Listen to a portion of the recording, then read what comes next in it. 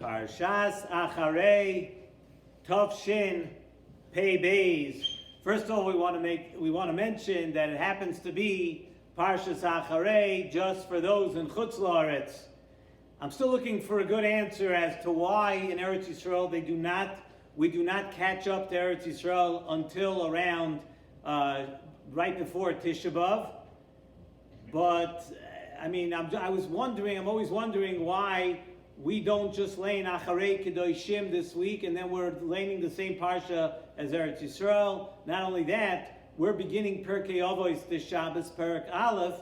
In Eretz Yisrael, it's already Perek Beis, and it stays that way throughout the entire summer, that it's a week off. So I'm wondering why they never set up a system to straighten that out. So if anybody has a good answer for that, I'm waiting for it. Yeah, I'm waiting for an answer for that. So for those in Eretz Yisrael, the lucky ones who are there and living there, just know that this week is a Chazorah. You're going back to last week's Parsha. And the Torah tells us, near the end of the Parsha, Vayidaber Hashem el Moshe lemor. Hashem said to Moshe Rabbeinu, Daber o Bnei Yisrael, speak to the Bnei Yisrael, V'omarto alehem, you should say to them, say to Bnei Yisrael, Ani Hashem Elokeichem. Hashem is saying, I am your God. The next pasuk now. K'ma'asei Eretz Mitzrayim asher yishavtem bo lo yisasu. Like the maisim, like the deeds, the way of acting of Eretz Mitzrayim, of the Mitzrayim, the land which you lived in, don't act like the Mitzrayim. And further the pasuk says, Uchema'asei Eretz Canaan, asher ani mevi eschem shama. And like the way of acting of the people in Eretz Canaan, where I am now taking you, Klal Yisrael, to Eretz Canaan, lo yisasu. Also, don't act like the people of Eretz Canaan. So the Torah is telling us over here, I want to tell you something, Klal Yisrael. Do not act like the people of Mitzrayim, where you used to live, and do not act like the people in Eretz Canaan, the land which you are going to. And then Nesivos Shalom says that many tzaddikim have explained to us what exactly the Torah is referring to when we say we should not act in the way of Maaseh Eretz Mitzrayim and Maaseh Eretz Canaan. Because if you read the Torah up until now, right before that, in Parsha Shemini also, the Torah just got done telling us so many things that are usher to do. All the foods that you're not allowed to eat, the animals that you're not allowed to eat, all the different types of isurim in marriage and this and that, so many different things. And then the Torah goes ahead and says, don't act like Mitzrayim, don't act like Eretz Canaan. What exactly are we referring to? The Torah just gave us all the laws and rules and told us all the things that are usher. So the Nesivos Shalom says and brings down that what we're talking about over here is that we're referring to things that are actually mutter. When we say don't act like a Mitzri, don't act like the people of Eretz Canaan, we're speaking of things that are mutter, things of gashmius that you really need to do in your life. And we're talking about how we do these things. How is a Jew supposed to act when he does something that is mutter, something gashmius which you need to do and you have to do in your life? That's what we're referring to. And we're saying, do not do these things like a Mitzri. Do not do these things like a Canaani. Don't act like these people when you do something which is mutter. And when we, Klal Yisrael, when we as Jews do something, when we do an act of gashmius, the reason we do it, and we need to be conscious of this, and we need to think about this, when we do any act of gashmius, even if it's mutter, we're doing it to be mekayim, the Ratzon Hashem. And if we don't have that in mind, then we're actually doing something wrong.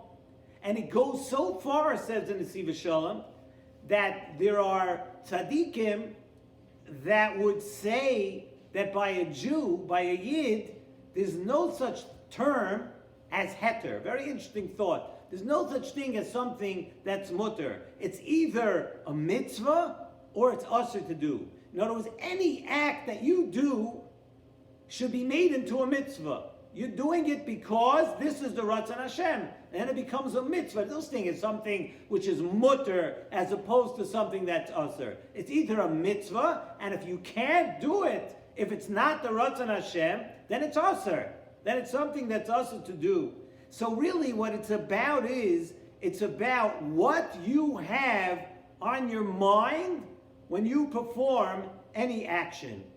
So the Torah goes ahead and tells us in the pasuk before the pasuk I just read you about Eretz Mitzrayim and Eretz Canaan. That's why I read you the first pasuk. The pasuk tells us, Daber al Bnei Yisrael, speak to the Bnei Yisrael, v'yomarto aleihem, and you should say to them, Ani Hashem Elokeichem.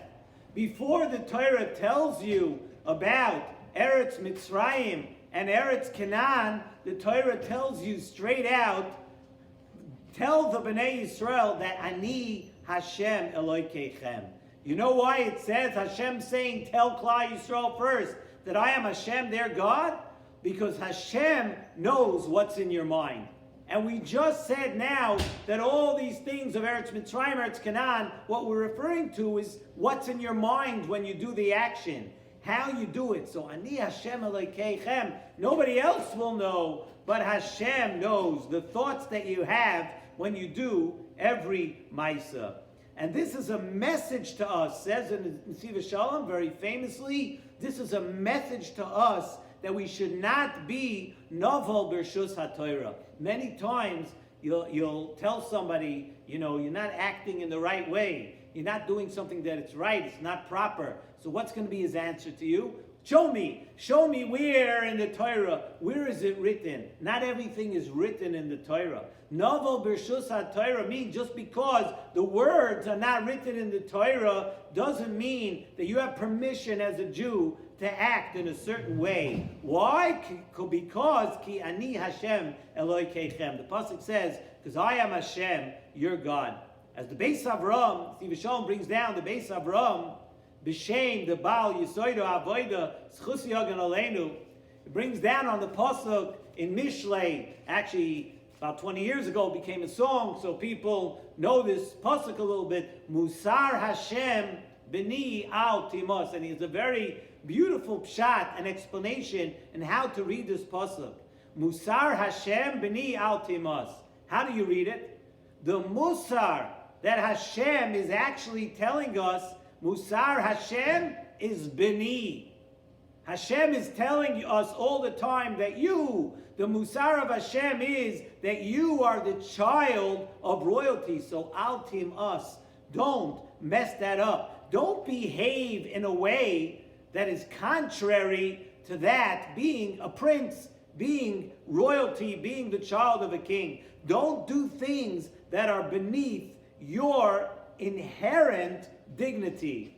And there are different sets of laws, as we all know, it's plain knowledge, that there are different sets of laws for the royal family.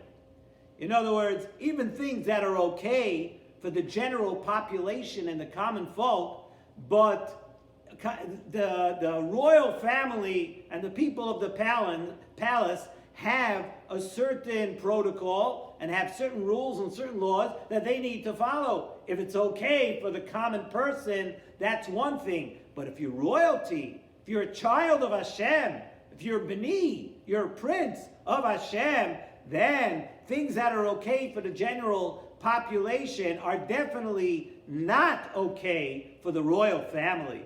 So before the Torah tells us about acting like a person of Eretz Mitzrayim or Eretz Canaan, we're told in the pasuk, Ani Hashem Elokeichem. Remember where you come from. Remember who you are, because even if you think that something is generally permitted, how are you going to do it? How are you going to go about doing it? You can't just do what others are doing. It doesn't befit you. Kimasei Eretz Mitzrayim, ukimasei Eretz Canaan. We do not act like the typical person on the street. We have higher standards, and our rules are a bit different. The question, of course, is though, like Nesivos Shalom always says, he's a confidence builder. Now listen, this is a pretty tall order, that this can really make a person feel down.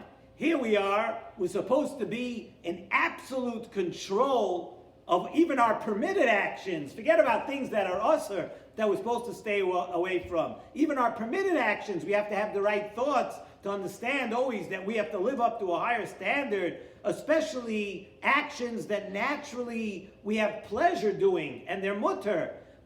How do we go about having such absolute control? How do we refrain from things if they're not really usher? It's so hard to keep up to such a standard. How do we stop ourselves and think each time, is this the Ratzon Hashem? How is it the Ratzon Hashem? How does Hashem want us to go about doing things? So to that too, says in the Nesivos Shalom, the Torah tells us those words again. Ani Hashem Elokeichem. That every Jew has to remember that you are a chelek of Eloka Mimal. Every person is to use an expression which obviously a play on words, you're a chip off the block.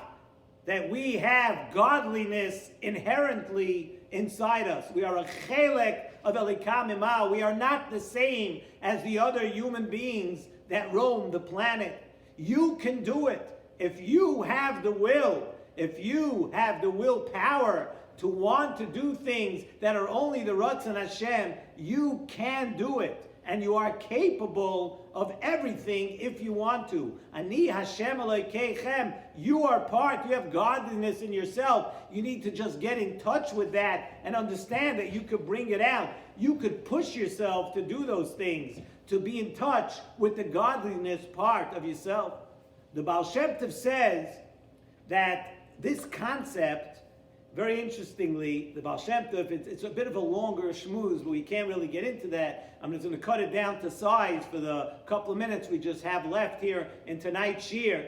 But the Baal Shem Tov says that one can never explain to a non-Jew, you can never explain to a non-Jew the power, the connection, and the capabilities of a Jew. You can't do it. You can never explain to a goy what a Jew is and how we are connected to God and how we follow the ways of God and how we're different. You can never explain it to a non-Jew.